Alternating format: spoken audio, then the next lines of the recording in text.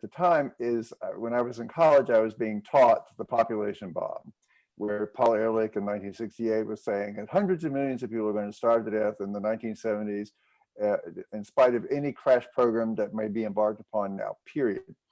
Then the limits to growth in 72. We were going to be out of oil, natural gas, gold, copper, zinc, a whole bunch of different things. The world was simply going to be running out of non-renewable resources.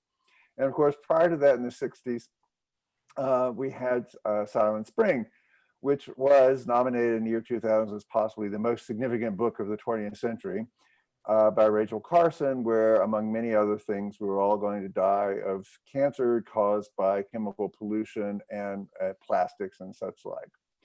And in fact, in my early 20s, I was looking around the world thinking, my future is very bleak and probably not much of it left. And then sometime around 1990, I looked around and discovered, what, we're still here and things are a lot better than they used to be, and, which changed my mind.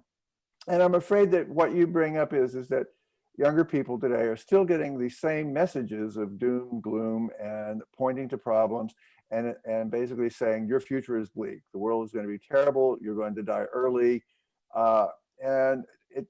And what we're hoping to do with the book is to suggest, no, you have to get a longer term perspective. This is exactly what people have been saying for decades now. And why would it be the case in your life? There are problems and you as young people will have to deal with them.